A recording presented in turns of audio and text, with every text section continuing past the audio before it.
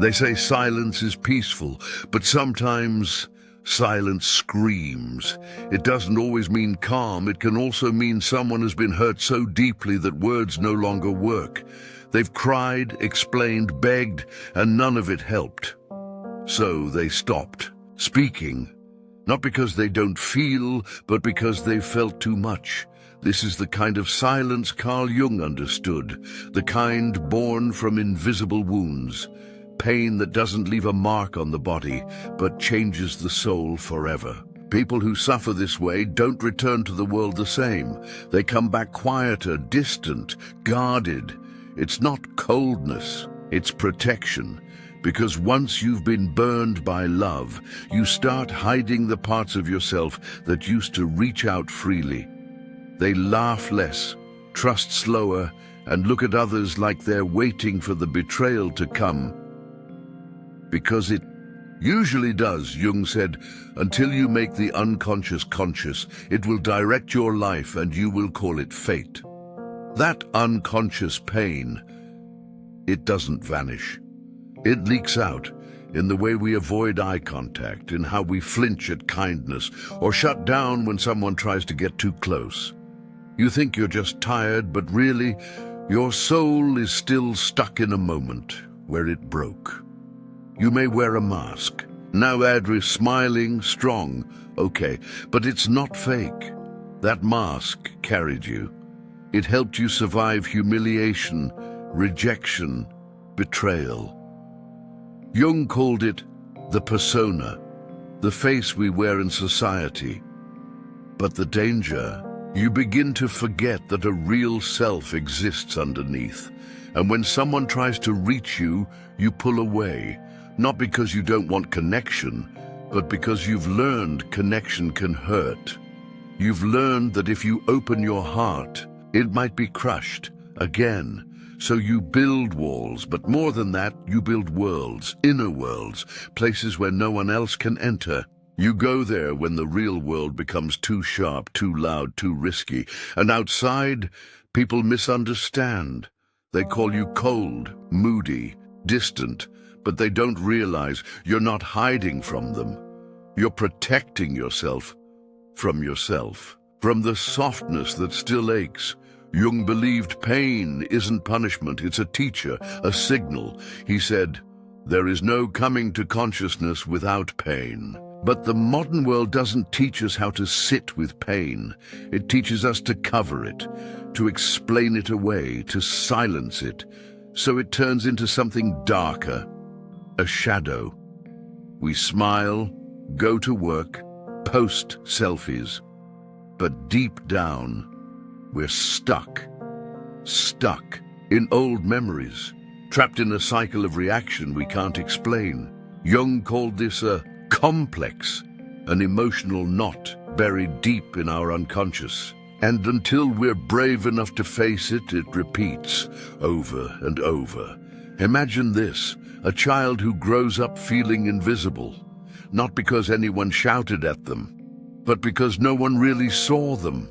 That child becomes an adult who panics when someone goes quiet, not because they're dramatic, but because silence feels like abandonment. Again, that's the thing about trauma. It doesn't speak in clear sentences. It speaks in reactions, in sudden anger, in anxiety, in that sinking feeling when someone doesn't text back, when someone overreacts to something small. It's not about you, it's an echo. You've triggered a memory they've never escaped, and here's the hardest truth. People who suffer deeply often become monsters. Not out of evil, but out of silence, out of being misunderstood for too long. Carl Jung warned us, if we do not integrate our shadows, they control us. They twist us from the inside. Some become caretakers, always helping, always fixing, but not out of love, out of fear. They don't know how to receive. They give and drown silently. And people praise them. You're so strong. But inside, they're collapsing. That's not love. That's self-abandonment. Others become lone wolves, hyper-independent, proud of never needing anyone. But that's not pride, that's protection. Because they learned early no one comes, so they stopped asking. They do everything alone, not by choice but by survival. Some live in their heads. They overthink everything. Philosophers, analysts, logical, sharp, but they're hiding because to feel is dangerous. They've been shattered before and they'd rather think than risk feeling again. Jung said, overthinking is a defense against feeling. It's a mental fortress, because emotions are messy, and for some, too dangerous. Others numb with food, with routines, with perfection. From the outside, it looks like discipline. Inside, it's chaos. They control everything outside because they can't control what's inside. Then there are those who vanish emotionally. You talk to them, but no one's really there. Their body is present. Their soul is not. They've learned to disappear without moving. It's not weakness, it's genius. When the body couldn't escape, the mind did. So what do we do with this kind of pain? We stop asking, what's wrong with me? And start asking, what am I carrying? We stop judging others for being distant, cold, guarded, and start understanding that their behavior is a map to their past. Jung didn't give us answers. He gave us language. He gave us tools to understand that our triggers, our patterns, our reactions, they are not random. They are messages, shadow messages. And if we listen, they guide us toward healing. Here's a truth you might not want to hear. When you've been hurt too much, love doesn't feel like a dream anymore. It feels like a test. You don't welcome people with open arms. You welcome them with caution, with eyes that scan, with questions you don't even speak out loud, because you've learned the hard way as not everyone who says, I care, really does. So when someone new comes into your life, you watch, you study, not because you're bitter, but because your heart has scars, and those scars taught you one thing: feeling safe must come before feeling seen. You don't open up quickly anymore. You need proof, not words, actions, not promises, consistency, and some people won't understand. They'll say you're too guarded, too intense. Let them, because those who hurt too much and stayed silent for too long, they become something else. Not monsters in the way stories tell it, but monsters in the way steel is made, through fire. They don't need your pity. They need your understanding. They need space to unfold, to feel safe enough to show you the softness they buried. Carl Jung believed that the wounded are not broken, they are becoming. They're building something inside that most people will never understand, a quiet strength, a sacred stillness. And if you are one of them, one of the silent ones, one of the deep feelers turned quiet thinkers, you're not weak. You're not lost. You are evolving into someone who sees through words, who hears what others hide, who trusts slowly, but loves fiercely once trust is earned. You are not broken. You are becoming whole. One quiet, powerful, sacred step at a time. You stop trusting the words people say. You start listening to the space between their sentences, to the way their voice trembles when they lie, or how their eyes dart when they hide something. You don't accuse. You don't confront. You just notice. Every pause, every shift in tone, your gut catches it even when your mind doesn't understand it yet, because deep down, something in you is always whispering, is this real? Or am I being fooled again? That's what pain teaches you. It sharpens your instincts. You no longer believe everything is as it seems. When they say, I'm fine, you hear the silence behind it. When they break a promise, even a small, you don't explode, But something inside you quietly makes a note. You've learned that betrayal doesn't start big. It starts with small cracks, and you refuse to let the earthquake happen again. So now you love with caution. You open your heart slowly, like someone opening a door during a storm. Just enough to let some light in, but never wide enough to be swept away. You become both, the lover and the protector. You want to trust, but your soul remembers what happened the last time you ignored that uneasy feeling in your chest, that whisper that said, "Something's wrong." And this isn't paranoia, this is survival.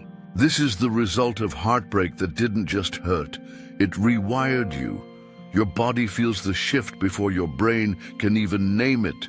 Your spirit tightens when someone lies, even if their smile says everything's fine. You don't want to be this guarded. You wish you could love the way they say love should feel, easy, open, flowing. But for you, love carries weight. It carries ghosts. It carries memories that never completely fade. You enter every relationship with one foot, near the exit.